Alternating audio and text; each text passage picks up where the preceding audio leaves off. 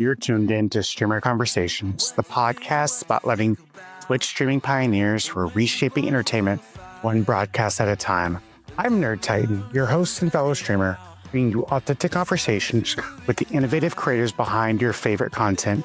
Our mission is simple: share the compelling stories behind the streams.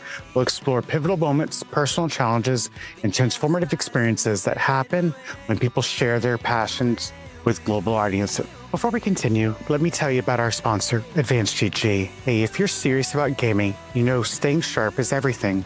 That's where Advanced GG comes into play. Energy and focus supplements made for gamers who want to keep their edge. With their new sour black cherry flavor, it's incredible.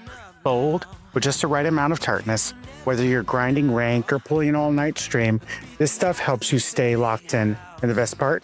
You can grab 10% off your order with code NerdTitanTV10. No minimum, just straight up savings. Hit up Advanced GG and fuel your game the right way. Okay. My name is Nerd Titan. I'm with Streamer Conversations. Today we're here with Blue, or Justablu. I've recently been introduced to her, but I can tell you she is going places. So how are you doing today, Blue? Hey, I'm great. Thank you for having me. I'm so excited. Yeah. So today we're going to go over a few things: your origins, your early days, your growth, your technical and practical realities of streaming, community and collaboration, your personal journey, mental health, and so much more. But we're going to start off with the early days, just because we all started somewhere. What initially drew you to streaming on Twitch? Okay, so it's a little bit complicated and a little bit funny of a story because I used to do live streaming. I did it on a specific live streaming app, and I would sing and play guitar. And then in 2020, I would do art on TikTok because I was a TikToker for a while. So I would do little TikTok live streams and stuff. But during the lockdown, I saw the really big streamers like Valkyrae, Corpse Husband, Ludwig, all of them playing Among Us. And I had never been into video games before. It was more my sister's thing growing up. But watching all of them kind of just be silly with their friends playing silly little video games, I was kind of inspired to get into not the gamer world specifically, but kind of look more into streaming. I didn't even know that was a thing people did, streaming video games. So I started watching them and I expressed interest to my sister, who is in the gaming world. She works for Riot, all of that. And we kind of connected on this streaming thing. And she was like, I'm going to get you a gaming laptop and you just try it out and you see if this is something you would even enjoy. And because I like performing and, talking to people, because I can talk for hours, it was just super comfortable. And streaming on Twitch was way more comfortable than any other platform I had tried to stream on before. And I think that's because the discoverability is super low. So the pressure is kind of off. You just kind of get to do whatever. And I played story mode GTA, and then it got wildly inappropriate because I went to a strip club or something, and I had to I didn't know how to exit out of the game, and so I started panicking. And I figured out how to stop streaming the game, and I told everybody okay, I guess we're not gonna play that one anymore. So that's kind of how my first stream went, and I didn't know anything about video games. I didn't know about playing online. I didn't know when you play online, you're literally playing with strangers. And so I panic quit sometimes in games when I realized that there were other people there. So Yeah.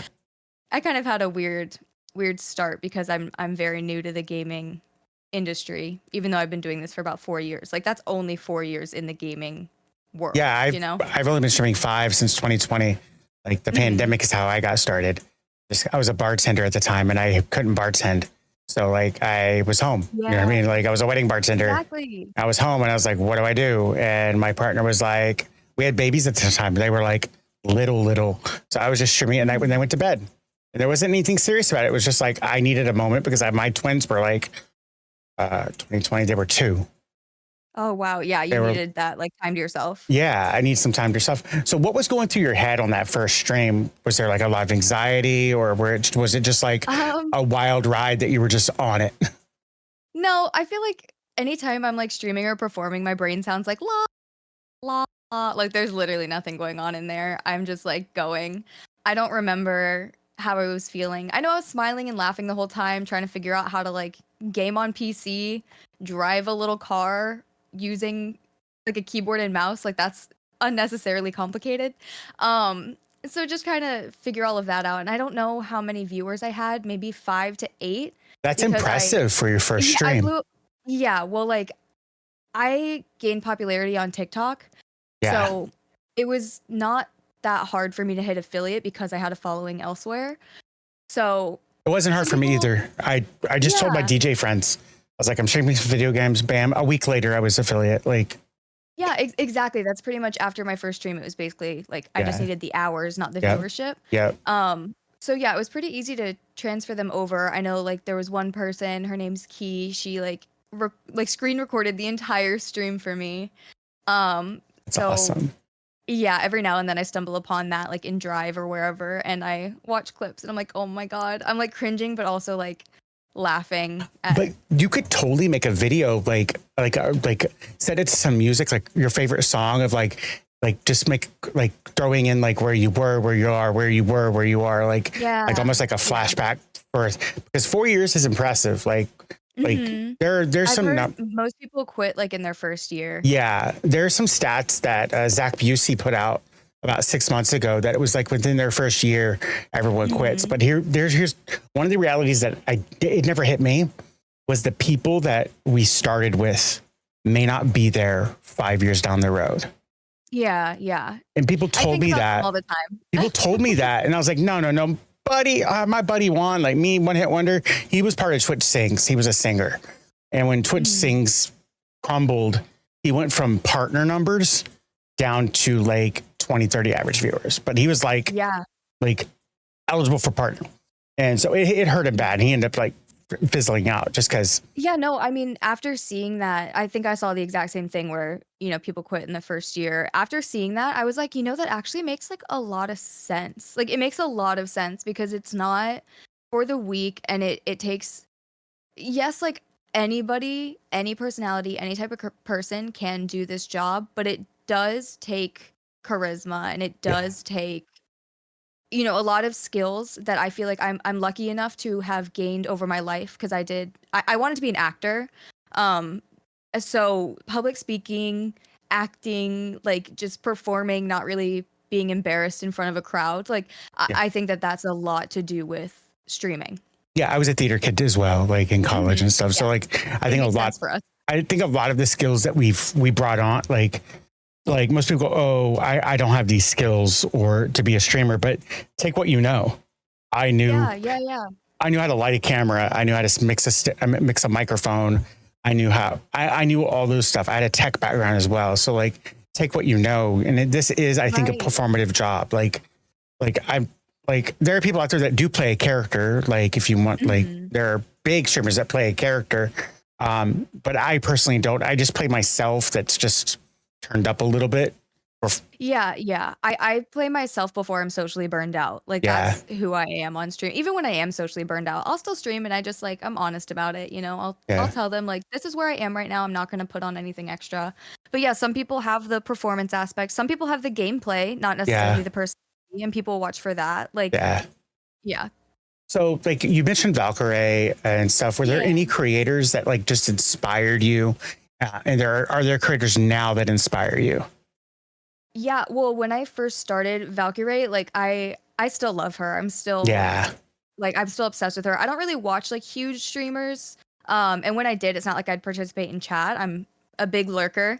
Um, I love her. I think seeing just like this cute little 5 foot nothing girl like just dominating the gaming industry is just yeah, like it's so cool to watch. And like watching anytime, because she also is somebody, she's not very well spoken. I'm also not very well spoken. I'm not good at articulating my thoughts, neither is she. I Watching her kind of navigate this space where you're going to trip and fall on your face. People are going to call you out, and how you come back from that is like really important. And I yeah, think she's just doing a really great job. So when I first started, watching her was just like, I don't know, kind of life changing in my mindset. But then as I kind of got into this industry, just the connections I've made, like not necessarily like the huge streamers, but watching people that I've made connections with like thriving and like yeah, going for their dreams, and growing and then like maybe watching their numbers go backwards and then kind of figuring out how to come back from that and then watching them grow again. Like I don't know, watching everybody's specific journey starting from nothing is just super inspiring, and I'm actually obsessed with every single like friend I've Yeah. made along the way. Like they're super inspirational, every single one of them, and I look up to them so much and I'm always rooting for them. Yeah, I'm the same way. Like we mentioned before, Tyrex. Like, I don't think she's Mhm. like I still it fathoms me because I've known her for so long, 3 years, and I still like I can just call her or Discord her, and she like you know what I mean. Like, but I forget how big she is. Like, I forget like Yeah, well, how yeah. massive she is. Because like that's just it's just like numbers aren't really, I yeah, don't know. I feel like numbers affect us too much as a society, like mentally, yeah, and they they shouldn't. do. I think that Yeah. like I think it's Twitch's fault though. Like this is a hot take of mine, but I think they drill us in those first few streams with you must have 3 average viewers, you must have 50 followers, you must And then stream it for jumps seven. to 75. Then it jumps to 75. So like but that hyper focus on analytics when you're not hitting those goals and you're setting Yeah. unrealistic expectations, that can hurt you and it gets in your head and you're like you'll be streaming. And I know so many new streamers that have their view counter on their chat list up and like No, no, no. yeah, like I wish that I didn't have my view count on like for the yeah, first like year or two. I But did I yeah, also I'm also like when setting goals, yeah, I have some number-based goals, follow goals, money goals, whatever. yeah, But I'm always like the goals you should have the most of are the ones you can control. You can't control your absolutely. follower count, but you can control how many streams you do. You can control Yep. how many free interactions you have. You can control those things, the technical Yeah. side, but you cannot control who sends you money, how much, Yeah. how many people show up. People have lives. Yeah. That's why like when it comes to like monetization, is that I don't expect Twitch to monetize me. I make No. art. I make art that I put on the merch that I want all my merch to be beautiful, like a pieces Yeah. of artwork. So people will be like, it's not just promoting me, it's something that the viewer, the audience member or whatever thinks, oh my God, that's funny. I would wear that just because it's hilarious. Just for fun. Yeah. I Yeah. also think it's huge. I don't think I'm never going to rely on my community, all these hardworking individuals, Yeah. to send me money from their paycheck. No, I'm going to Yeah. build a loyal community who likes spending time with me so I can pitch myself to brands and I will take the brand's money. I Absolutely. will, you know what I mean? I'll accept those gigs, but I'm not going to rely on my community to make me full-time stream because of Yeah. their money. Absolutely. Yeah. It is, it's one of the reasons when I pick brands, it's things I'm proud of as well. Like, Yeah. Yes. Yes. like I'm now partnered with Advanced GG, but I've been drinking them for 2 years because of Ty. She's the one who introduced me. She's a partner. So like, I love their product because it's scientific and all this stuff. So, many streamers talk about the awkwardness of talking to no one at first. I know that both of us started off with our own following on other platforms. How long did it take for you to feel comfortable with your own stream persona? And what moments help you break through that initial discomfort? Oh, that's a little bit tough because I feel like I started off very comfortable. I started Yeah. off very confident, very comfortable. I wasn't really worried about it. I think, and I'm sure we'll touch on this later, like the ups and downs, but Yeah. I think that for a while my view count and everything started going down because I started making a lot of changes as I learned about myself, as I learned about morals and ethics. I wasn't going to, you know, I You were wasn't setting going to boundaries. sacrifice. Yeah, yeah, I wasn't gonna sacrifice my morals to play a game that made me popular. Yeah. I really had to make a lot of decisions. I think after rolling backwards a little bit, number-wise, I started relying on streaming with friends and having them on voice chat so that I wouldn't have to interact with my community as much. So I wouldn't Yeah. be put in the spotlight and forced to just talk to nobody. I think that because I had never had to do that before, it really stressed me out and I started relying on having a friend on basically FaceTime. I mean, if we're being real, like voice chat is just like on a phone call with your friend. Yeah. I think I was relying too much on that, and so obviously people weren't sticking around. And I think once that clicked, that I really needed to sit down and force myself, even if I only streamed for 30 minutes. If I sat down, talked for 20 to 30 minutes, at least I did it myself. And at Yeah. least it was me and it was my content and it was my space. And I think once I forced myself to start just streaming alone again, that's when people started showing up again. Yeah, I think that the streaming with a group or a friend is a good crutch that'll limp you on. But I think that eventually you have to ditch the crutch and be like, okay, this is fun. I did the same thing. So I took a 9-month break last year. And so I took 9 months off and I was like, I talked to my moms. I'm like, hey, I'm going to come back to streaming. Can you hop on? So I don't have to so you can limp me through the first few weeks. I ended up doing that for months. And I just saw my numbers weren't doing good. And I know my content's good. You know, I mean, I watch my VODs. I know I'm funny. I'm engaging. And I was like, okay. And then I sent a message to a couple friends of mine that were like streamers. I was like, analyze my stuff for me. Just brutally honest, rip the Band-Aid off, tell me what's wrong. And they all came back to me and said the people I was streaming with was a little bit of argumentative, a little bit of, and like that. I was like, oh, interesting. Let's rip off the Band-Aid now. And so I went to stream by myself, and I'll throw in some group streams here and there on Wednesdays type thing. So, but for the most part, I'm streaming by myself and because I have to prove to myself that I can do this. Yeah, you really have to put yourself out there, and it is extremely vulnerable. I mean, to press a go live button and to sit in front of, I'm assuming, your face. Like I'm always, if I'm not playing a game, I'm staring at my face. Oh, I'm too. Like luckily enough that we're recording right now, I have an OBS scene without my face. Me too. Me too. So I don't have to stare at my face. It's so much easier. Yeah, it absolutely is. So I'll do the same thing. I'll just stare at my face and be like, okay, or in my head, if chat slows down in my mind, I'm like, okay, what did I do wrong? Or how can I improve this? And then I'll change the subject or I'll talk about something else. It's that performative side of me. Like a lot of when I was learning like how to get better, I went and watched comedians that do crowd work. Oh, okay.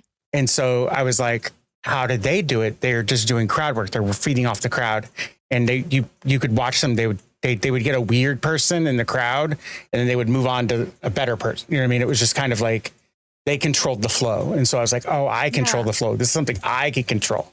Like, I never thought about it like that. Streaming is very much just crowd work. Yeah, it is. So like you get people come in that like, maybe you're talking about something that's not interesting to your community, which to you or like for me, I stream during the day. So it's like, you have to also realize that when you're a daytime streamer like me, I have a lot of work lurkers.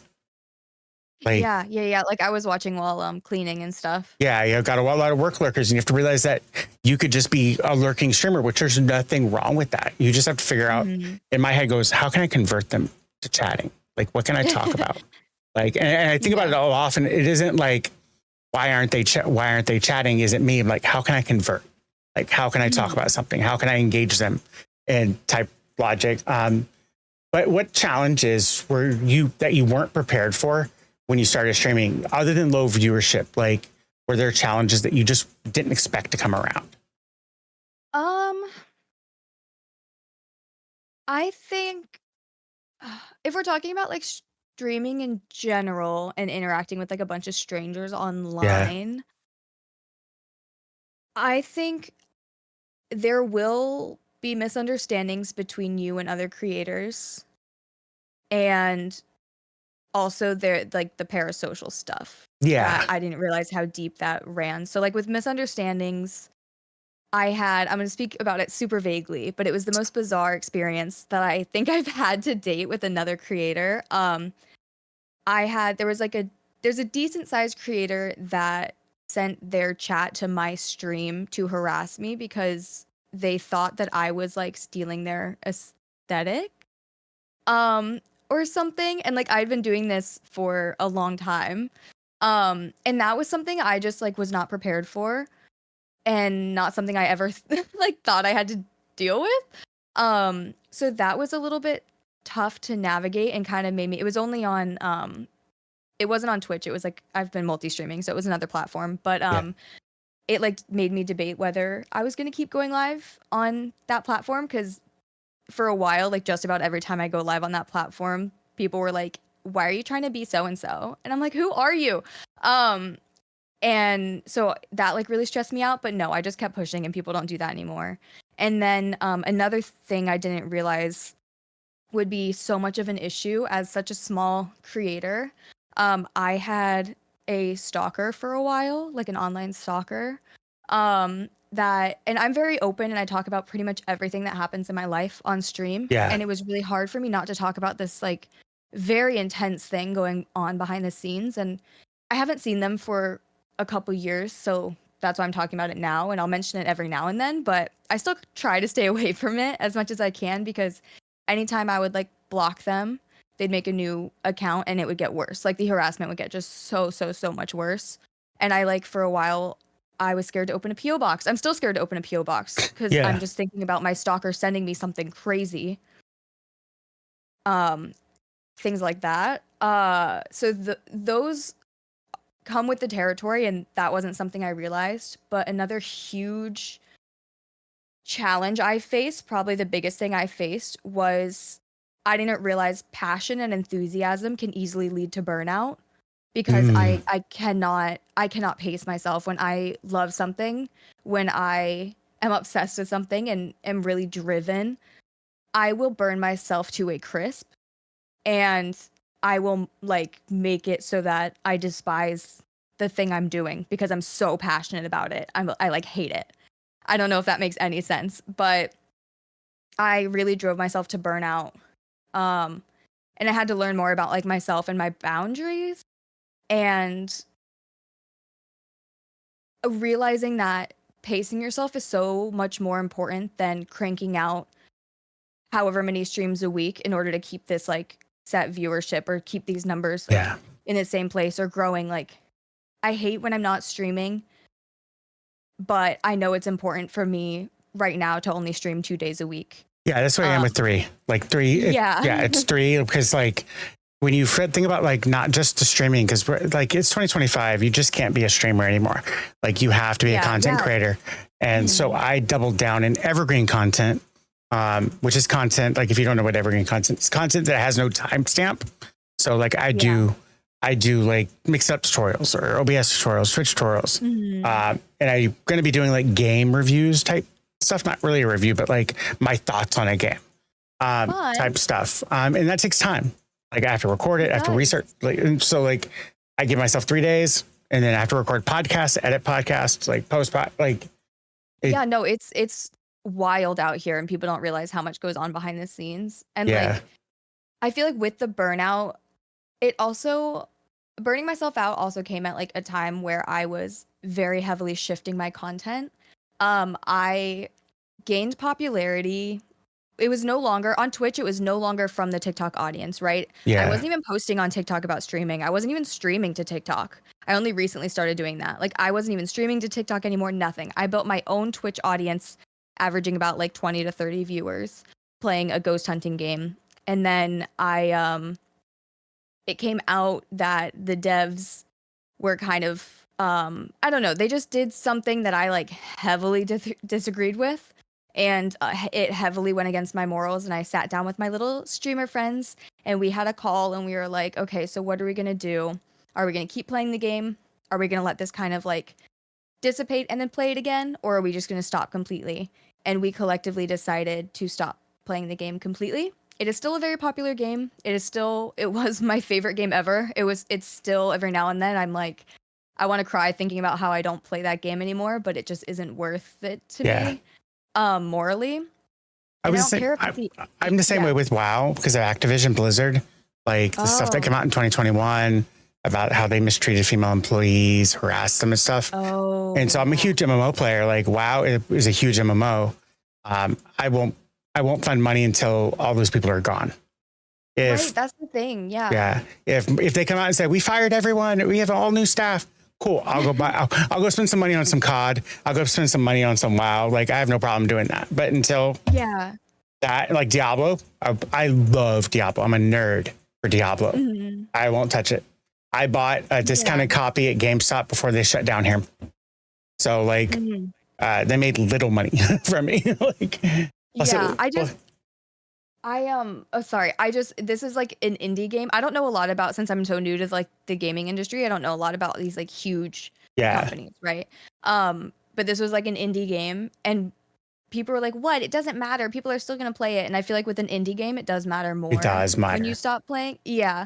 So for this one, like I still play like Fortnite. I played Overwatch for a while and people Yeah, would accuse me of not playing this indie game, but I'm playing these big ones and like yes, I agree, but I was also like, there's a size difference and an impact difference. And I don't know, maybe that's the wrong way yeah. to look at it, but that's how I was Mm, at the time.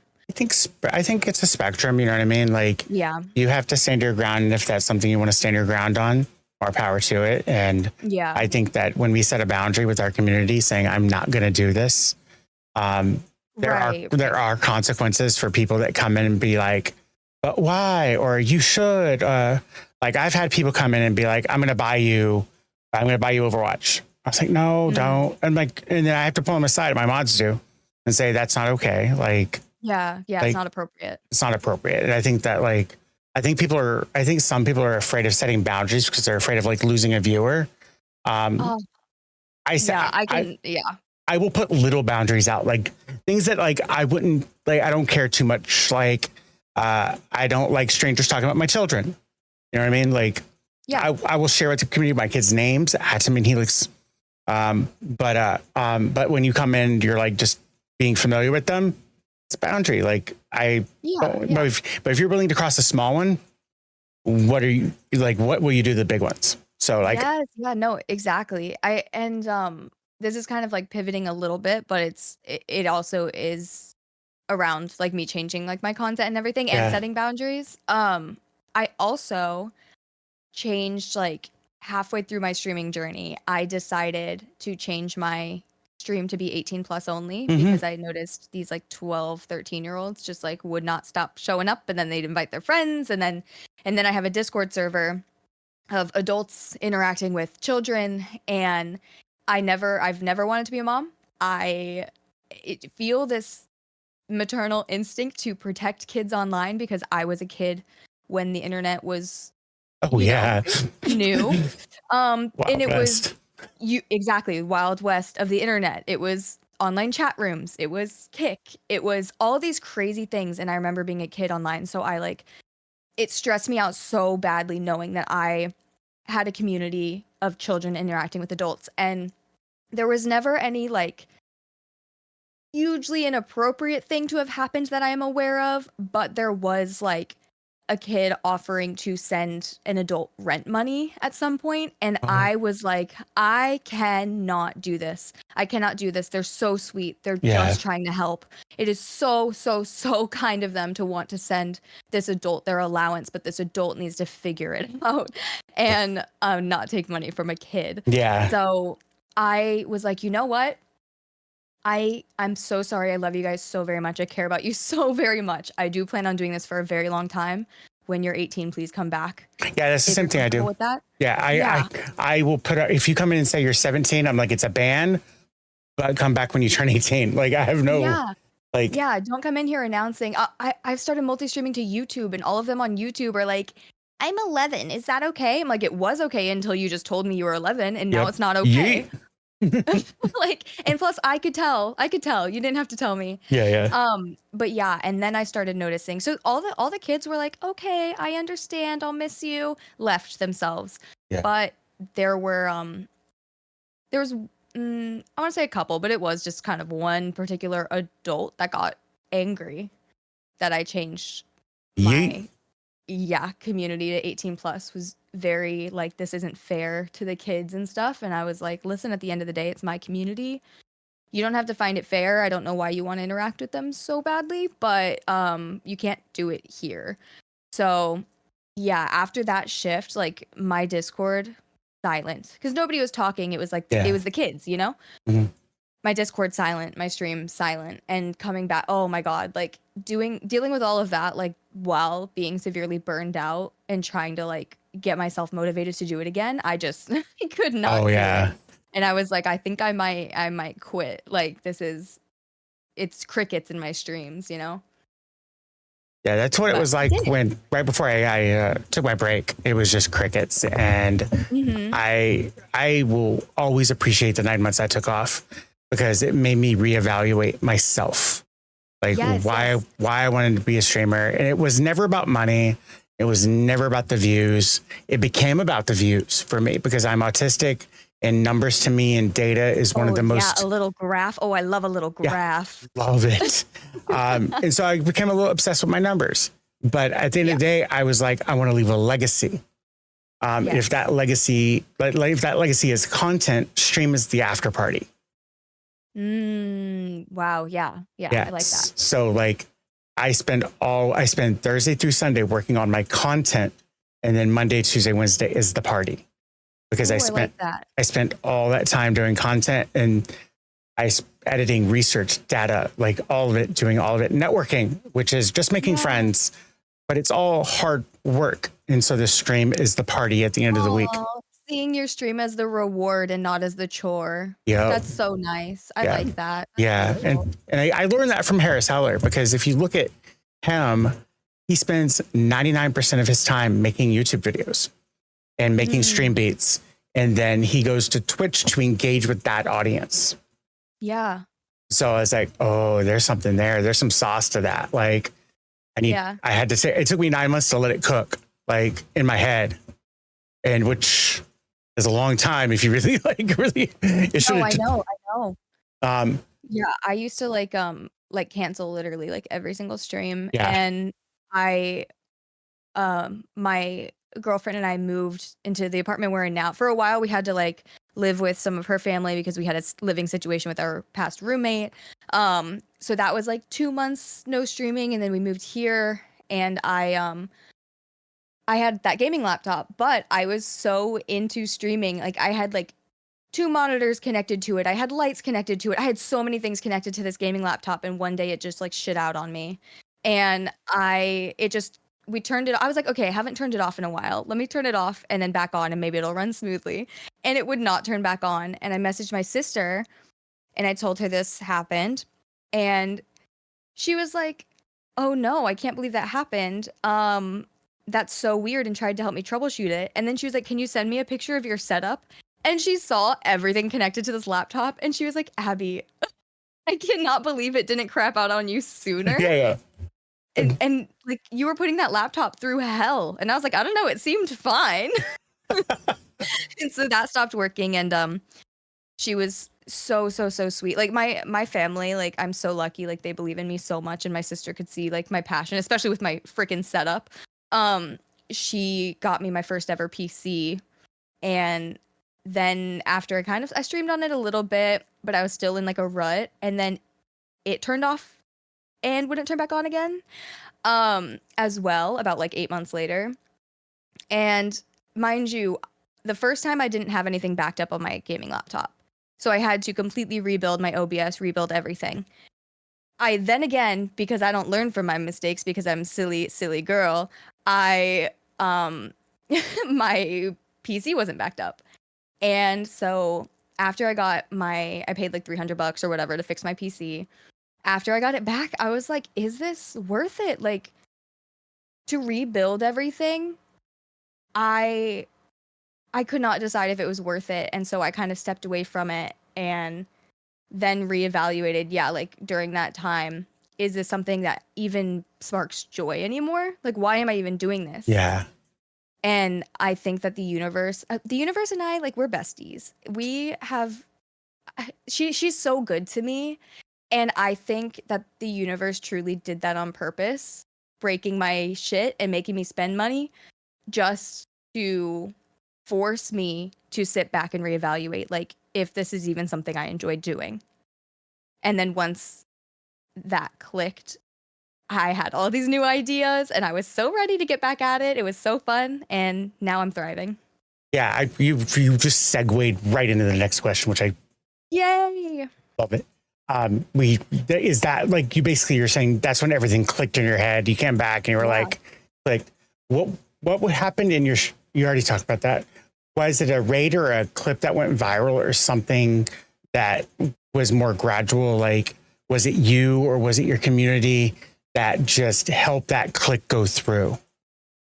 I I wish I could remember because I was thinking about this while I was reviewing like some of your questions, and I was like trying to figure out what the click was, and I think it was just a spark, a random like spark in the back of my brain that's like, you're ready. And all of a Yeah. sudden, I had gone from not thinking about streaming to all of a sudden it was consuming me with like new ideas and stuff. I don't think anything in particular tipped it off. Um, Obviously I missed my community, but again, there was not a lot of people there. It was like my mods and like a couple of my OGs here and there. Um, but like there was not a lot tying me to streaming anymore. I don't know what clicked. And for some reason, it made sense in my brain all of a sudden that I don't have any free ways for people to stay engaged. So what? Only my Yes. subscribers get to have fun. Only my bit Yeah. alerts, people who send a couple dollars, get to have fun and make sound effects and stuff. Like that's so fucked up. Like Yeah. people don't. I don't make my friends in real life pay to hang out with me. So why would I make my online friends pay in order Yeah. to have a good time with me? There's the same way when I came back. I was like, before I was like, remember you can subscribe. Remember you subscribe. Like, and now I'm just like, get your free stream bacon. I'm going to be doing a giveaway. You can use your bacons to like. Yeah, I and give to- away more merch than I sell. Yeah, me too. Like I put out Pride merch every year. It stays up for the year. And so every year, starting May 1st, you get new Pride merch every year. The old ones I just don't advertise them. They're still up there. People wanted them, but like, because I use Fourth Wall. Me too. I love it. I love their engagement too. So like, if someone does want to come in and be like, I want to gift the community my, I have a new Pride merch. I'll send you a link. I want you to get it. So you pick something, I'll send you a link. But yeah, people come through and be like, I'm going to give away a mug, or I'm going to give away, and they give it to the community. We do a giveaway, and like it goes out there, and I'm grateful for it, but I don't ever ask people to sub or bit or do any of that stuff.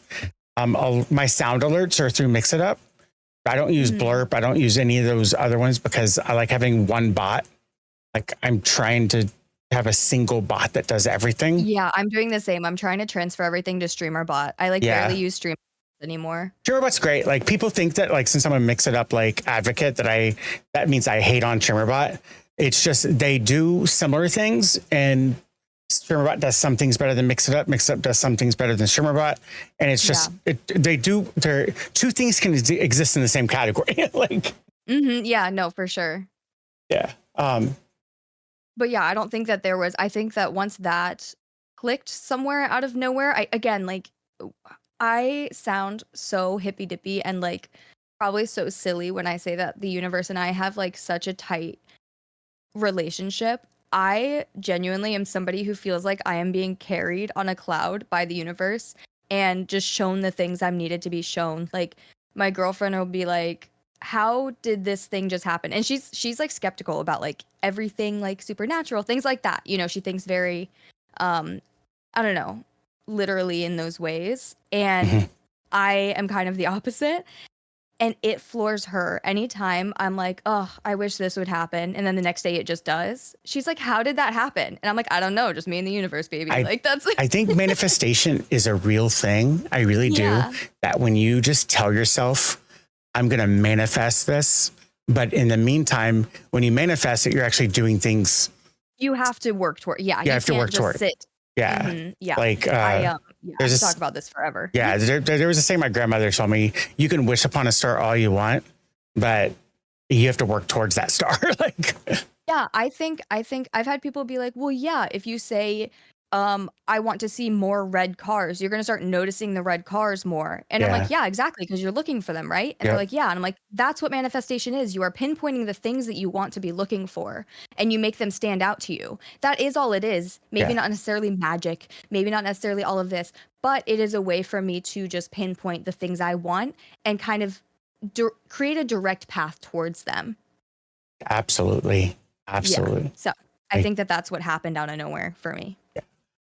We all have those technical nightmares. We've all had them. I've accidentally kicked my computer and unplugged it after being live for 3 hours. What is your most catastrophic technical failure that happened live? I don't think I've had one other than like a storm, like, making the power go out for a second. Like, I don't think I've had one. I start my streams often with my mic muted because I turn off my PC every night, so the settings get a little like funky. Yeah. That happens. Sometimes my webcam would freeze for a while, like my old webcam, just out of nowhere, it would just freeze. And I don't find these things catastrophic or embarrassing. They're just part of it. There's a saying that my community knows it. You're not a pro streamer till stream shits the bed. Yeah, exactly. And so when something catastrophic happens, I just don't draw attention to it. You can see me, I'm still talking. Like, I'll tell a story. I'll be like, okay, let me fix that. Like, I'm just telling a story while I'm doing it. I think being a producer for a theater helped with that skill set for me. Yeah, definitely. Like, because I would be like, the show must go on, but we can do work while the show goes on.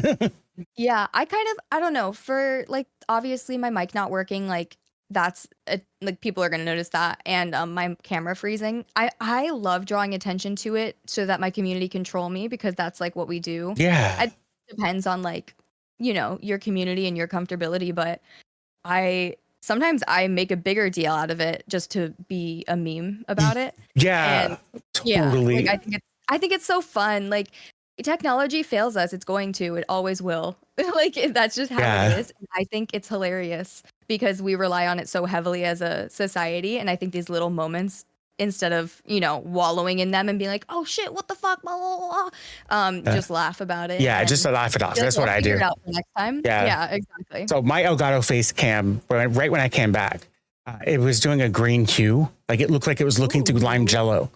Shrek? Shrek, who this? Yeah, the USB cable broke, and I just used a regular USB cable that I had, a Type C, but it must not have been more powerful enough. Elgato was gracious enough. They were like, oh, we'll send you a new one. You're under warranty and stuff like that.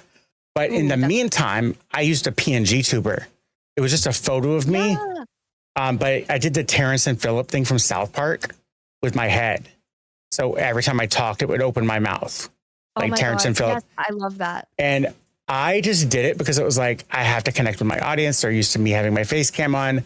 What can I do that is on brand, that is me? And I did it. And now the people are like, when are we going to do another PNG tuber stream? Because they loved it. It became a technical issue that I fixed, but I band-aided for the moment. So the show could go on.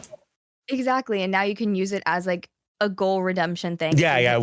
We can do PNG to Nerd Titan TV. Yeah. Or like, you just reminded me that when I was in the process of moving, I got a PNG thing on Etsy. That's a cute little blueberry with like a face, and it bounces around. And I only did that once. And oh my gosh, now I feel like I need to go blueberry mode sometimes. You can actually use StreamerBot to make sure that you just turn on your PNG tuber. Just have it running when you're like running OBS. You can make StreamerBot activate that source, turn off your camera, activate the source. Oh, I never thought of. Oh, wait, you're so right. Yeah, you're so right. Yeah, because I can do it and mix it up. So funny. I just did a tutorial on it and mix it up. So basically, it's just steps. You know what I mean? Like, you're giving me ideas. That's a channel point redemption right there. 10K channel points. Yeah, PNG. Turns off your camera. It activates the source that the blueberry is on. And you just set it up, make sure it's in the same spot as your camera. You know what I mean? And then and then say wait 1 minute or 5 minutes or whatever. And then after 5 minutes is up, it turns it off and goes back. I love that idea. Yeah, like I can do it, mix it up, so I can guarantee you could do it with StreamerBot. I actually think while you're talking about it, I think I already figured out a way to do it. Yes, I love that. Yeah. And I am writing it in my little notes app right now for like my little to-do list stream things. Wow, I love that. Wait, let me write that down. Yeah, I did the same thing.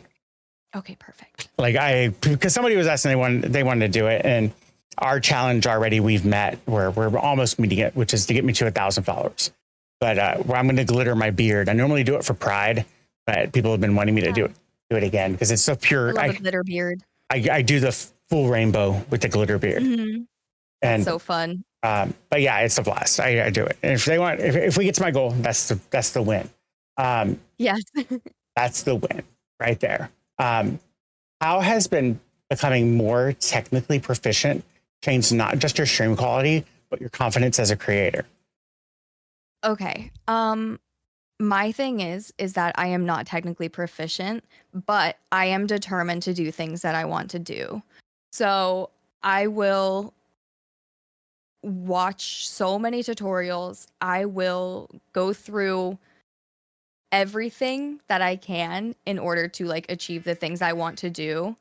Um, so once I learn a thing, I forget it like immediately after. So once I learn it, I put it in my little OBS, it leaves my brain. And I will never remember or be able to tell somebody how I did that thing again. And when it breaks, I have to relearn it and Yeah. do that all over again because my brain just does not hold information like that. So I don't think I'm technically proficient, but I think I am fucking determined to achieve things that I want to get done. And I think that that has increased my confidence as well. Because, like you saying, you can add this redeem and people can unlock your PNG tube and you don't even have to do anything. I'm like, okay, I'm going to figure out how to do that. And I'm going to do that. And I don't Yeah. remember how to use my PNG tuber thing, but I'm going to remember. I'm going to learn Yeah. again. And I think that being willing to start from the ground up all the time is important because you're not going to remember everything. This is an entire like universe of potential to unlock, and there are just endless things you can learn. There's no way you're going to remember everything or learn everything or master everything. Yeah. So I think that that has made me more confident in my streaming, just being willing to give it a try. And then like some things break and they break, I've noticed every single stream. So I'm just not going to have that as a thing anymore and I'll figure something else out. That's Like, what pushed me to do the sound alerts as channel point redeems and bit alerts and through Mix It Up because I was so tired of blurp and sound alerts always breaking every stream. it does, yeah. They've gotten better with it, but like I'm just like mine doesn't break. Mine works. Like Also, those don't count towards like if you have a bit goal, those bits that people use on that don't count towards your goals. And that like really frustrates me because like if somebody's spending $1 or $2 to like $10 on this sound alert thing, I want it to count towards the goal because they're spending that, you know? Yep. And if you do it through whatever streamer bot or Mix It Up, it counts towards it because it's just an if then statement. If 5 bits happen, this is the sound that happens or whatever. Yes, exactly. So I love these like really complicated bots, and being willing to learn these complicated bots has been life-changing in my streaming journey. Learning streamer bot, I don't want to use anything ever again. Maybe Mix It Up if there's some things that it can do that streamer bot can't, because I did download it yesterday. Yeah. To be honest, Mix It Up is just a little bit more user friendly. But StreamerBot's coming with that. They've already said in their Discord that they're doing a full UI redesign. So like, oh, interesting. Yeah, so they're trying to make it more user friendly. Follow the streamer Nutty, Nutty. Yeah. That's who taught me all of these things, and Gael as well. Gael is both are like, I will watch Gael and Nutty do something in StreamerBot, and my head goes, how can I pull that off and Mix It Up? And I do it. I do it. And I was like, oh, okay, cool. But StreamerBot does do things quicker than the update way. Their update cycles.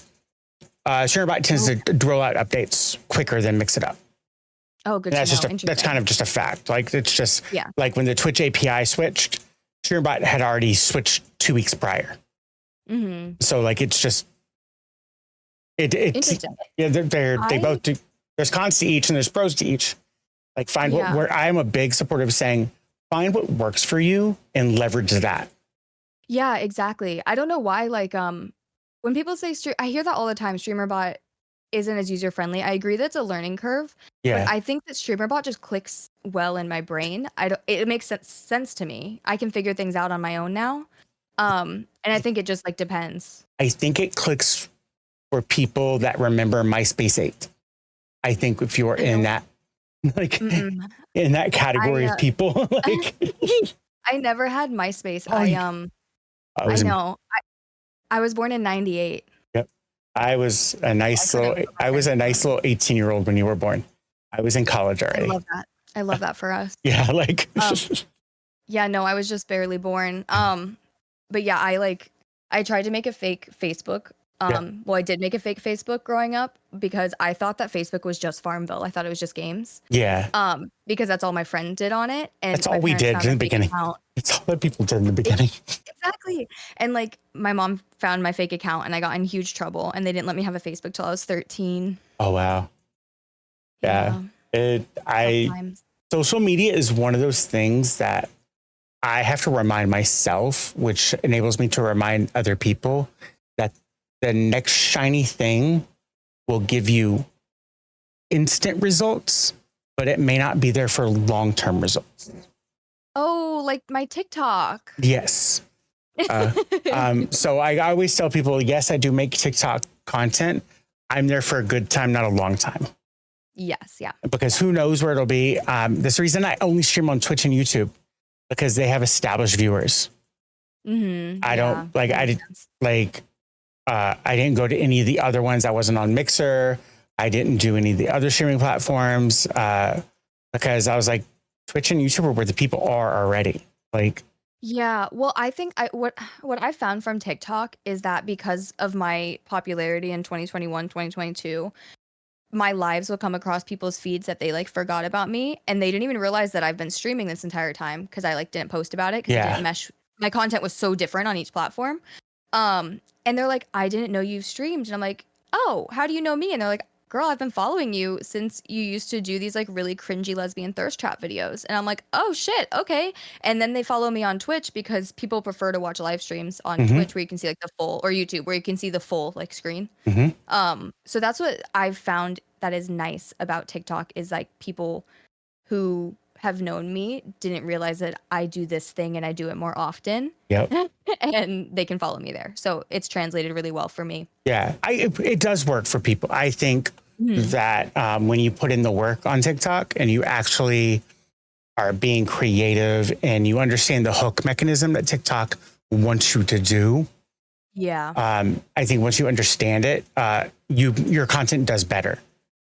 For sure. So I found out for me that IRL content works well. Like just me propping my camera up and just talking to the camera, having like I call it a nerd moment where I just talk about something that's on my mind. You know what I mean? It's not, I'll break it up into like series, but like that's pretty much, that does very well where my clips don't do well. Where I think people like authentic content more anyway. Yeah, People they do. More of you, not your gameplay. People don't care about like you can be posting just like gaming clips on TikTok all you fucking want. You're not gonna earn unless you're like a crazy gamer. Like unless your gameplay is like jaw dropping and people are like, how is this person doing this? Yeah, your clips are not gonna do well. But if you look at somebody like my friend Flex, she does. I'm obsessed with her and her content is like so inspirational.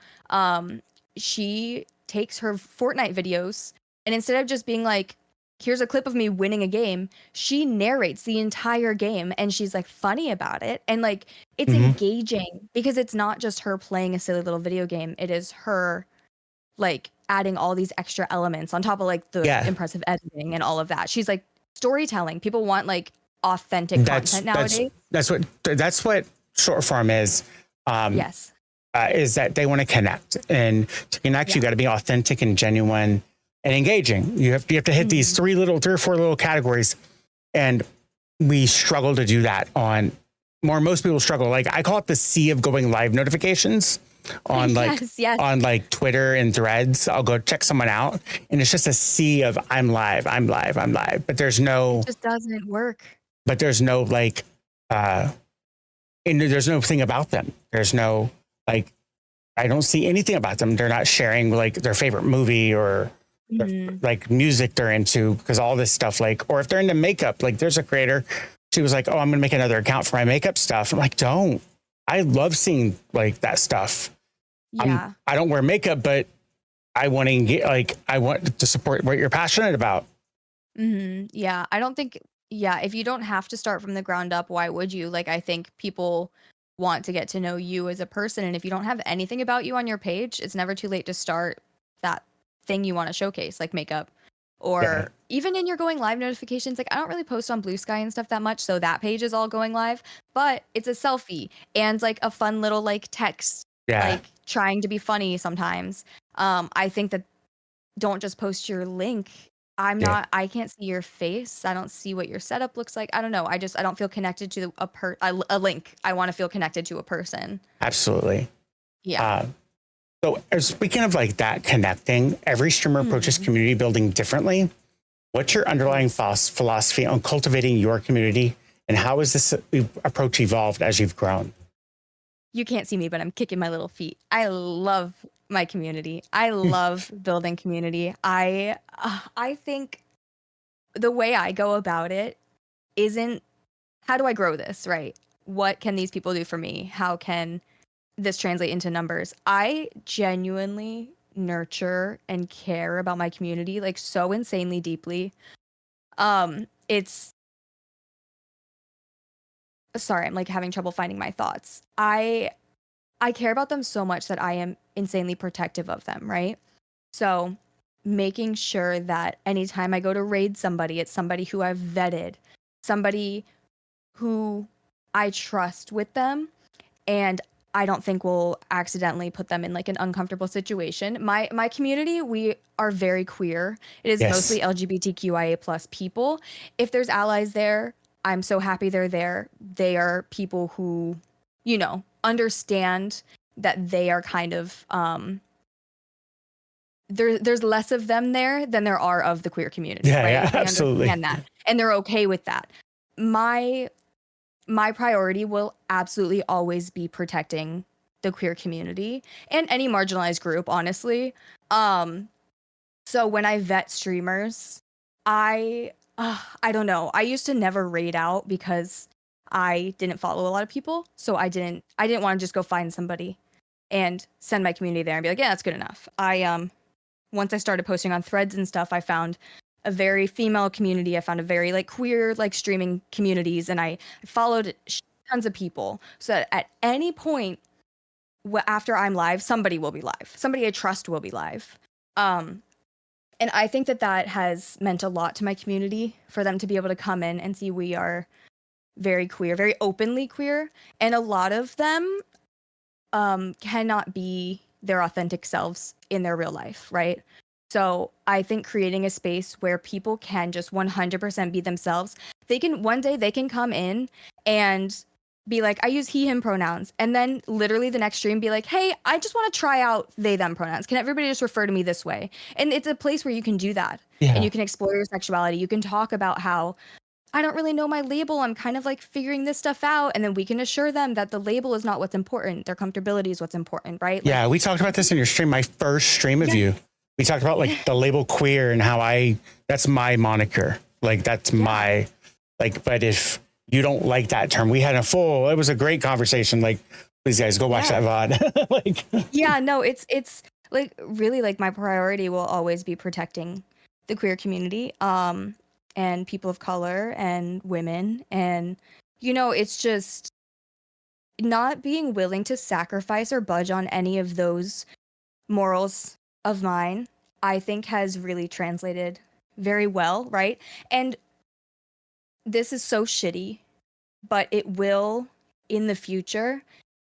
Being so protective of them will keep me from certain opportunities, but I would much rather give up those certain opportunities than sacrifice the safety or comfortability like of my people, Like so I think that that is my approach to community building, and I care about them so much as people, yeah, and I don't see them as like numbers.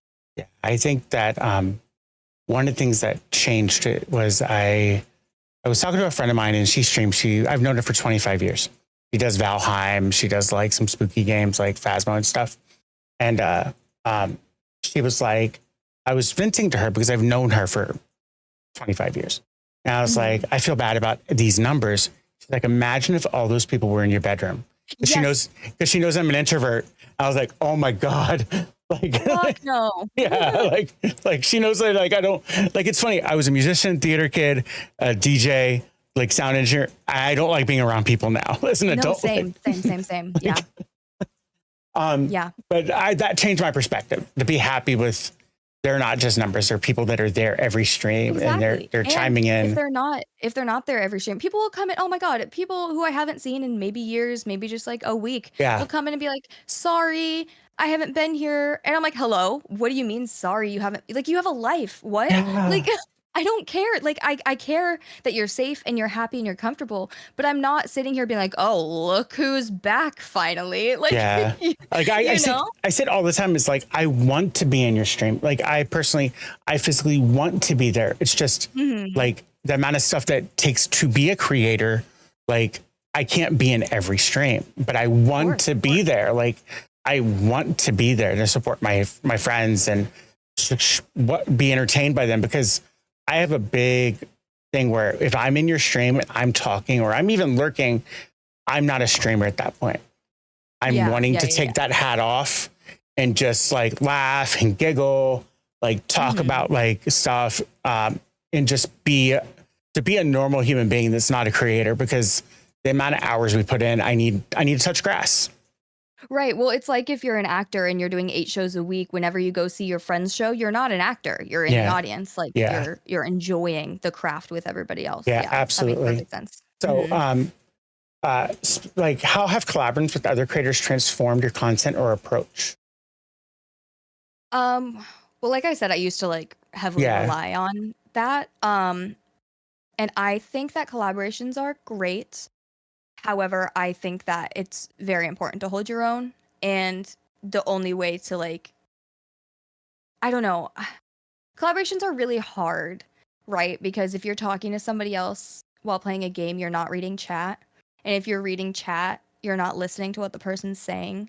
It's really hard. And now it's it went from me only collaborating to it being hard for me to collaborate, because I am it's really hard for me to balance those things, because I do have a very active community and I am a very chatty person. Like first and foremost, I'm a chatting streamer. So when I'm playing a game, we're still chatting, you know? So it's kind of, I don't know, the balance is really, really, really tough. Um, and I think that networking, as weird as that word is, and collaborating isn't, it should never be about, okay, what can this person do for me? It should be about, I'm just hanging out with a friend. I'm just playing video games with a friend. I just happen to be doing it in front of an audience. Like, Like, oh my I God, just, yes. yeah, genuine connections are the backbone of networking, and people don't understand that. And we can see through it, right? If somebody's only looking to collaborate with or raid into or network with streamers bigger than them, they're not doing it right. You want to be connecting with people who are in the same field as you, regardless of their numbers, regardless of how long they've been doing it. Like, I will go out of my way to help people who I have made a connection with. Like, I gave a pep talk the other day to a streamer who is currently smaller than me, but I think that she has the potential to just, once she gets out of her head, like she can really full send and she can do it, you know? I gave her like the longest pep talk, and I sent her a bunch of tutorials on things. Like, I will go out of my way to do that. I am here to make genuine connections and friendships, and like lifelong friendships. And I've made some of my like closest friends Me too. doing this. Yeah. And I think that's what it's about. Yeah, I think that like when people go, "Oh, networking's hard," I was like, network without expectation. Like you don't go like when I would work in bars, I'm like, and I become friends with somebody, I wouldn't be like, "What can this friend get me?" Like, no, that's not how it works. You make friends So weird. because you want to be friends. Not we can see through the ones that are like, "Oh, I'm only your friend because you're the DJ of the club or you work at the bar." Yeah. Like we can see that stuff. We can see it. Like, and like. And it's those red flags we can spot like a mile away. Well, that's the thing. And even if we can't spot them immediately, they shine through. You can only keep up a fake facade for so long, right? It's exhausting to not be yourself. It can be exhausting. So it will shine through eventually, even if it's not immediate. I also like, it's just such a tough field to be in. And like you said earlier, it's lonely. It can be very lonely. Oh, yeah. And so when you make these kinds of connections, these specific types of genuine connection, I will never, if somebody comes to me and is like, "Oh, this stream was shit today," I'll never be like, "What the fuck? Stop complaining." You know what I mean? Yeah. I will always be like, "Let's talk through it." Yeah, absolutely. Yeah, let's talk through it. Yeah. And Why do you feel that way? also, Like, right. Why do you feel that way? Is it just an off day? How have you been feeling all day? yeah, Did you take your meds today? Did you eat today? Let's start there. Because your mental health comes first, and I do try yeah, to prioritize my mental health like big time. And I want other people to do that as well. I also, when you sent me like a list of questions, they were all like, there were a lot of them, and there was one that like you mentioned how it's a competitive field, which is not true, yeah, But I think that really stuck out to me because I don't think I've ever seen it as competitive or like a yeah, competition. I think in general, like there's so many people who are out there comparing their numbers to people and like I'm doing air quotes, competing with somebody who isn't competing with them back. yeah, yeah. And I it's always tell not myself to compete with myself. that's what yes, I was going to say those exact words like it is I am constantly pushing myself to do better than I have before Yeah, in whether that's numbers, whether that's like, fun things I'm learning. But I think that there really are like too many people out there who see it as a competition, like that streamer that thought I was stealing their aesthetic, right? That streamer, much bigger streamer than me, much bigger. There's no threat there. But even so, I didn't see them having a similar aesthetic and be like, oh my God, they are my competition now. I saw it as, holy shit, we have the same brain. How cool is that? And I think that people's mindset can really like make or break them and really keep them from making genuine connections or keep them from really achieving the things they want to do because at the end of the day like there is no winning point, right? There's nothing to say, okay, I've won. Now everybody else lost. There are plenty of viewers out there for everybody. There's plenty of money out there for everybody. There's plenty of give me this, one that, second. and the My other. wife's calling me. Give me 1 second. We'll continue. Okay, we're back. There is no like one thing that will be like, okay, you won. It's an endless, infinite journey. And so I just really don't think that it's possible to make it a competition with anyone like but yourself to get better and improve. Yeah. So I think too many people do see it that way though. Yeah, I always ask myself, like, so for example, like when Ty got her partnership after a year, I was like, why am I not partner? And I was asking myself this, and I was like, and then I asked myself another question, like, what did she do that I wasn't doing? Oh, she was making content on other platforms. I wasn't doing that. Like, hey, you can use it as inspiration, yeah. Yeah, absolutely. And not as a way to beat yourself up or to build resentment towards said person, right? Yeah. Because you can look up to them and uplift them and really fully support them on their journey while also using them as an example of how you can be better. And yeah, I think that that's a much healthier approach to any career field. Yeah. Yeah. You're reading my So mind that's on you're reading my mind on questions. You're like hitting them before I can ask them. It's like cool, perfect. Thank you. The universe is feeding me the questions. Creating content can easily consume our life. Did you set any boundaries with your streaming persona and your personal identity to keep yourself to avoid burnout, keep yourself safe from parasocial and stuff like that? I think boundaries. I feel like I'm very good at setting like boundaries with my community. If I don't know, I feel comfortable enough to let any of them know if like I'm getting uncomfortable. I also know they're comfortable enough to tell me if like in my space they're feeling uncomfortable, whether it's another person, whether it's me, whatever. So I don't know. I also my issue is I always say like I don't feel like they have a parasocial relationship with me. I feel like I have a parasocial relationship with them. Like I feel like they are truly my like closest friends. So I don't know about that one. Come back to me in maybe a year or two. Yeah. Because I don't know how to navigate that quite yet. Other than like the stalker situation, but I don't feel like that was a parasocial relationship. I think that was just an evil entity trying to Yeah, me. absolutely. So yeah, I don't know yet to answer that question just fully authentically. I'll have you back on the podcast in a year. yes, exactly. Let's touch base on that because I don't know. I do still struggle with like setting boundaries with myself as well, when it comes to allotting time to make content. I just don't know how to. I don't know where to find the time because I have like an in-person job. Like I have a partner, we have pets. Like there's so many things I want to do, but my priority, like first and foremost, is my mental health and to be the best partner I can be, right? Yeah. Like that will always like come first. So we will like I don't know, I truly admire our relationship. Like she'll come to me and be like, "Hey, I don't feel like I've been spending a lot of time with you, you know?" And I'll be like, "Oh, yeah, no, you're so right." And so I'll like try a different stream schedule, see if that works better. Things like that. And Yeah. I think I'm just forever going to be trying to find the balance, especially as I work towards being a full-time creator. Cause like I don't know what that looks like.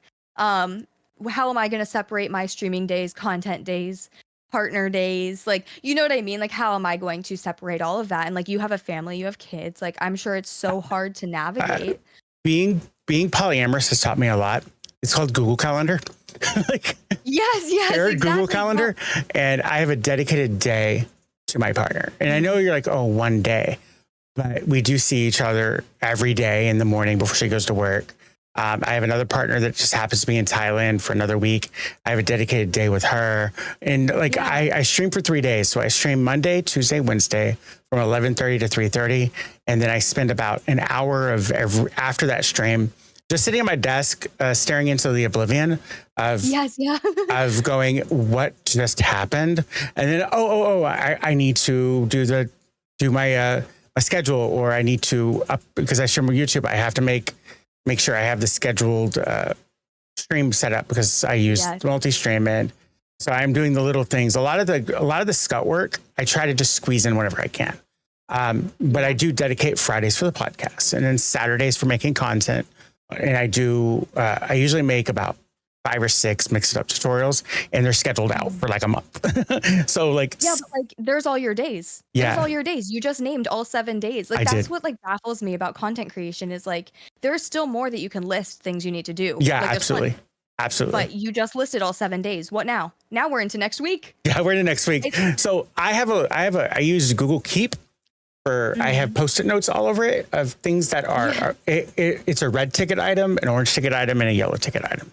So a lot of things that I want to do, if it's a red ticket item, I'll usually do it during the week. Like after stream, it needs to get done immediately. That's basically how it is. It's a yellow ticket item. It's something I put off for a week or two. Like for example, extra life streams. I can put them off for a while, but my yellow ticket is like games I want to play down the road. You know what I mean? Right. Just different stuff. So like, I come from that customer service background. So like, let's prioritize this and see what we can make it work. But those are just find what works. Like when people come to me and go, what's better, OBS or Streamlabs or Meld? What works for you? Yeah, try them out. Yeah, try them all out. Find one that works for you.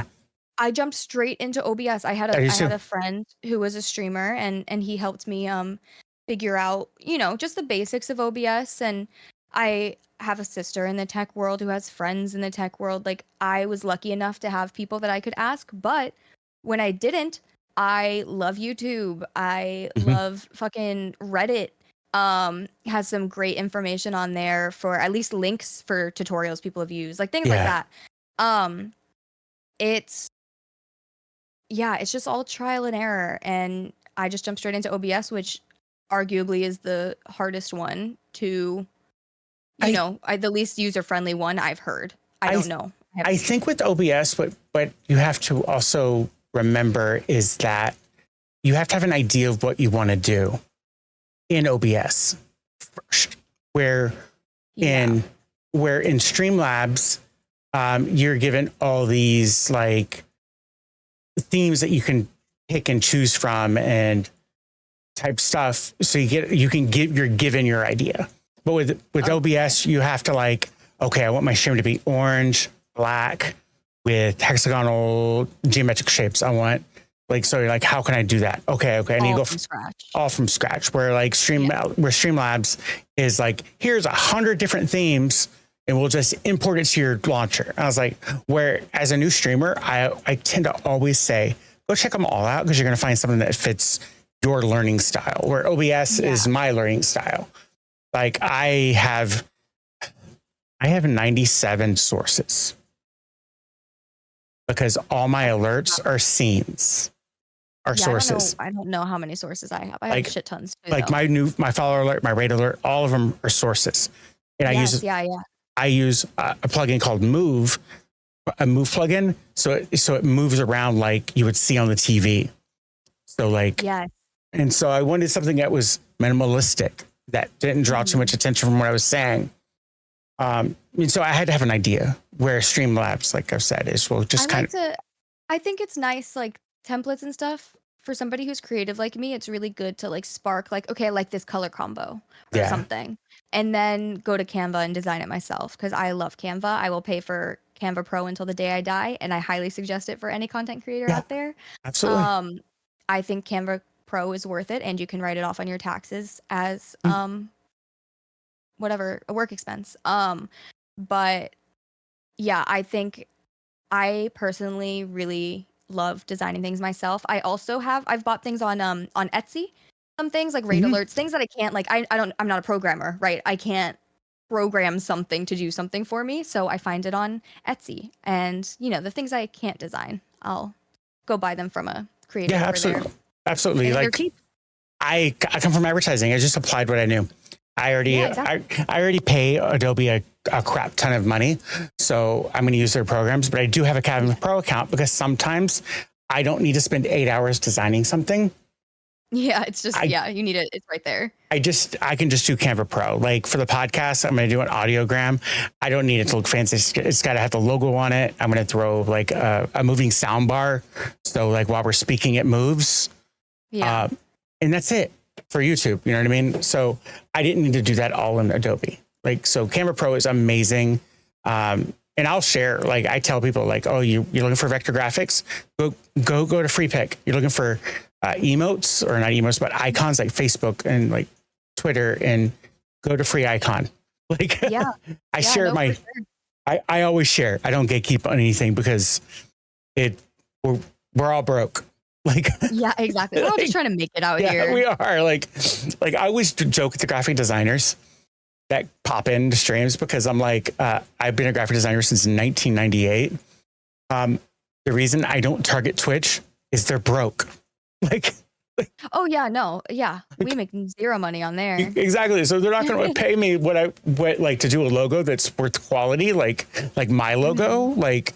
And what I've done for like Bella Rose, my mod, and all of them, because I've done their logos, you're not going to pay me $200 for a logo. Like, you know what I mean? Like, yeah. To you, that's like paying a bill if you're making that on Twitch, or buying a new game or whatever. Like don't often, pay. That's all I make in a month. Like, often. Yeah. I don't make even that. I make more on merch. Yeah.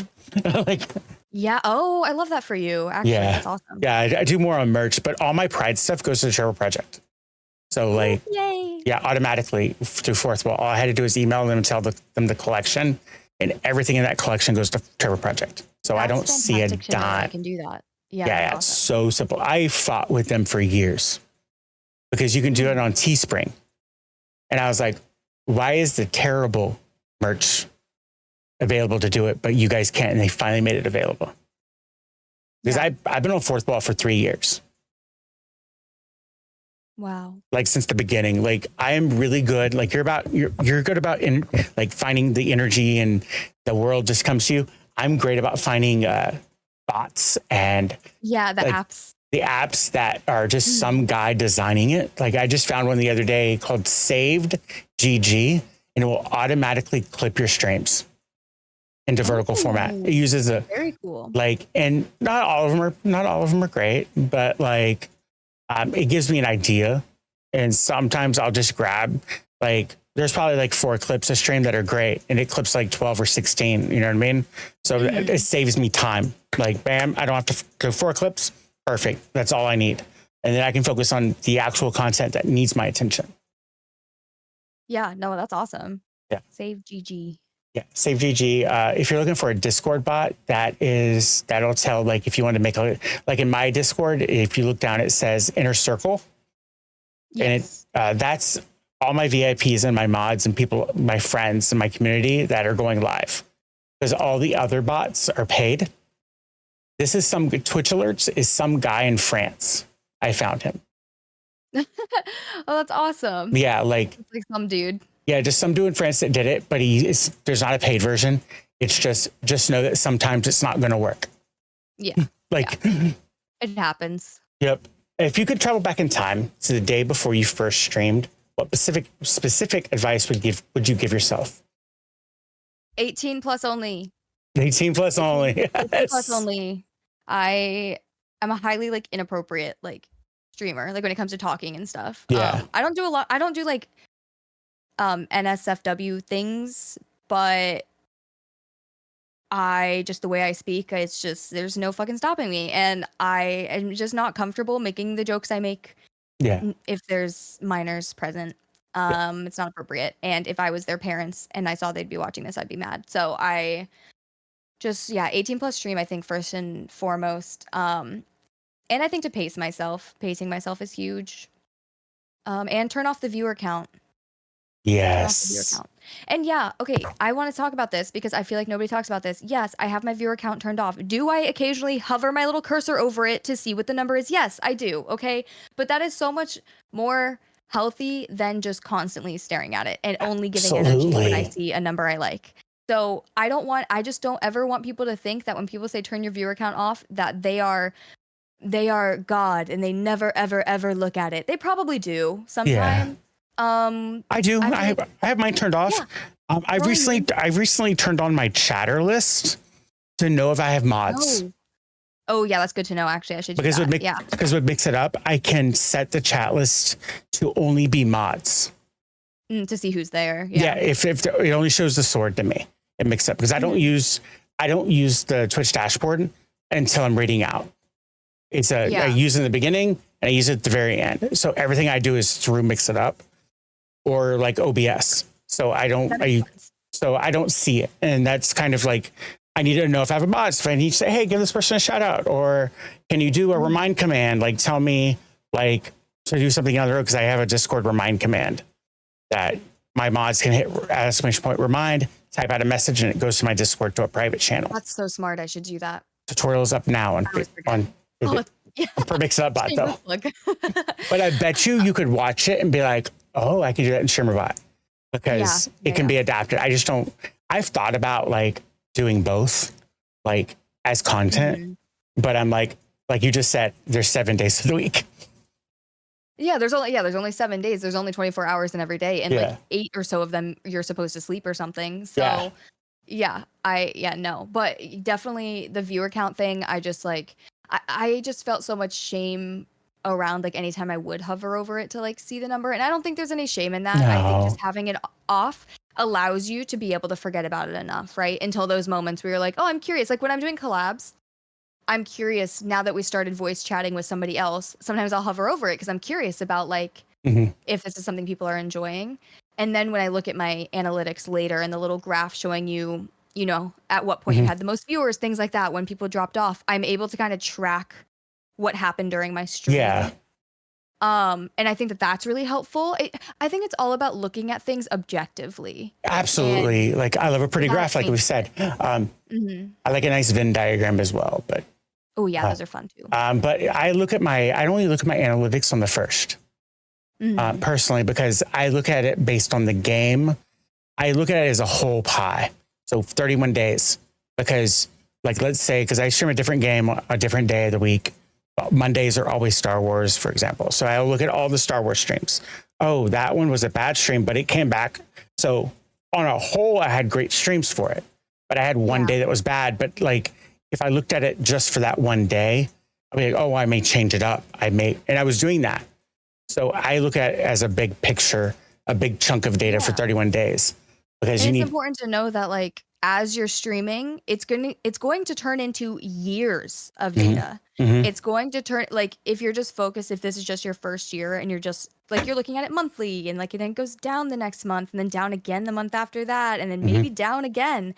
Next year it could go up again. Like it's years of data, and I think it's important to like really step out of yourself to look at it. Absolutely. And don't follow trends in games. So No. like, for example, what's a new game? Baldur's Gate 3 just dropped a patch. So there's a spike in everyone playing it. Yep. And you're going to be like, oh, I want to be part of that spike. I want to be part of that. Like, I see that Betty and Bob have like hundreds of people. I want to be part of that. Like, play games you enjoy. Like, that's kind of where I'm at. Like, I play games I enjoy. And if my community is there for me, that's even better. Like, what's the fundamental aspect of being a Twitch streamer that most viewers or aspiring creators completely misunderstand? When I saw this on the list, I was like really trying to figure it out, but I think like across any content creation platform, I think a lot of people think that your number of followers equates to how much money you make, and it's not. I've been told many times that I'm lying about being broke, and I just wish I could show them my bank account because they'd be crying too. Like, if they knew. I think because I have 600,000 followers on TikTok, right? Congratulations. Thank you. I used to have 620,000, but we hit burnout. We stopped being motivated. We changed our content. Now I'm a streaming content creator on TikTok, and like people just don't. I don't know. It's not fashion anymore. Like it's completely different.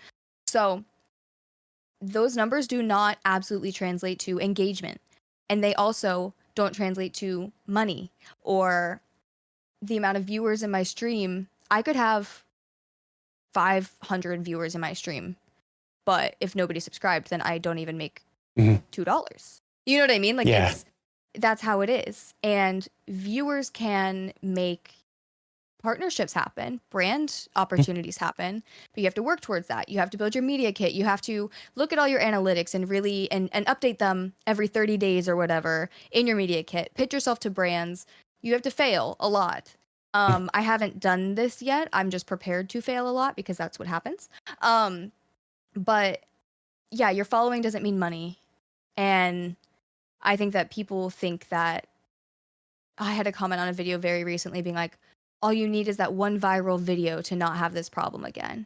And I said, that is not true. And then they saw all of my viral videos. Yeah. And they were like, oh, I guess that's not true. But I like to ask people that, if you get that viral video, you get that 300 person raid or whatever it is, 100 person raid, whatever you think is big, what are you going to do? Because some people don't know. Like I can tell you, I've been raided by Ty, and I can tell you she's a friend, a close friend. I crumble, like terribly crumble. But also I can tell you that like my head, there's 1,000 things going on at once, but she's chaos incarnate and like comes in with like a wrecking ball. But you know what I mean? But like, how do you hold on to that? And you have to figure out how to do that. And I can't say what that answer is. Because it's different for everyone. Different for everybody. Yeah. And you can plan it all you want, but once you get 300 viewers rating you, it's going to go to shit. It's not going to be there anymore. Like your plan doesn't happen. Anytime, literally anytime I get a raid over like 20, I'm like shitting bricks, and they're all like sending the raid messages, and I want to say hi to all of them, and then chat's moving really quickly, but I want to make sure I say hi to my community too, and like keep them engaged, and then it's so hard. It's so difficult. And don't be afraid of slow mode. Yes. Yeah. I have slow mode on, but only like 1 second so that people can't see them as much. Yeah, absolutely. Yeah, no, slow mode is good. Maybe during raids I could do that. That's fun. I have a button called tirade on my stream deck. Just in preparation. Just in preparation. And she does raid me every now and then, but I hit it and all it does is turn on slow mode. Like that's so smart. Yeah, that's so smart. Like it's a slow mode button, but it's like funny because it's a Tyrex. She rated me a few times, and it was enough for me to make the button. That can go for anybody whose community makes you feel that like flustered. You know, you can just hit that button. I think that's awesome. I think people also, I mean, this is a tale as old as time. Girls in whatever field have it easy. Like that's gonna always be. Oh my God. Right. But their reasoning for that is because we're sexualized, so that makes your life easier. because you're Yeah. sexualized. That makes it so easy. Absolutely. No, it makes my life harder. But that's neither here nor there. Like, I no, it makes it more unsafe. I'm more prone to stalkers, like things like that. Are you okay? absolutely. Yeah. Sorry. Just I coughed. Okay. That's okay. But yeah, But I've like, been banned on yeah. TikTok Live 7 times, 7 times Mm. for telling people that stop being a baby. You just have terrible content. Yeah, well, that's the thing. Like, you're stealing my viewers. I promise my viewers do not want to be watching you. But And also, but also, what is that? So my our difference argument is so Betty over there is stealing your views. So if that was true, what is she doing to steal your views? Oh, she put yeah, on makeup. Oh, what's wrong with you putting on a little makeup? Newscasters do it. Uh, Comedians do it on yeah. stage. Theater kids do it. Oh, she has a pretty setup. What's stopping you from turning on three Get a lights? oh my God, don't fucking start with me. Don't start with me on dudes Yeah, and they're like they're them scared of having a cute setup. You yeah, no, cute setup, show your personality. It can be yeah, like, it can be like manly colors if you want it yeah, to be. Like your stream aesthetic is like orange and yeah, black and stuff. yeah. Like I think those are Oh, cute that's colors. Nerd Titan was a magazine that I Oh, founded really? in 2014, a nerdy pop culture magazine. And we would Oh, go to cons fun. and talk to vendors, cosplayers, comic book writers, everything nerdy. Like we would just talk to the audience, like people. We interviewed people. We did video game reviews. But when the print world kind of was shifting, and for a while it was dead. Like print is making a comeback, but for a while print was like everyone was on their Kindle or like a website or a podcast. You know what I mean? Like it was Yeah. that was like in 2012. It failed, and so I didn't know what to do with Nerd Titan, and I own it. So Yeah. I just made You're it. like, here I am. For the longest time I've been nerd. Like I would walk down San Diego Comic Con, New York Comic Con, and be like, "Hey, nerd, yes." Like, like You'll respond to nerd. I like that. yeah, but like Um, this is who I am, and the TV is just yeah. because now I make content for streamers. I make Mhm. tutorials and guides and stuff. So it's like like I'm trying to be the TV. It's not the TTV part that most people have. It's because Yeah, I'm just TV. just TV. But yeah, there's a history to that. And orange was our colors with the magazine. Orange is not even my favorite color. That would be black and black and That's black okay. and Blue is not my favorite color. yeah. Oh, I love your blueberries though because Thank you. I played a lot of Destiny 2. I mean, 1,200 hours worth. And what we would tell a new player, they're called a blueberry. Oh, So every time I why? see it, I giggle because their name, like when you start the game, all your armor's blue.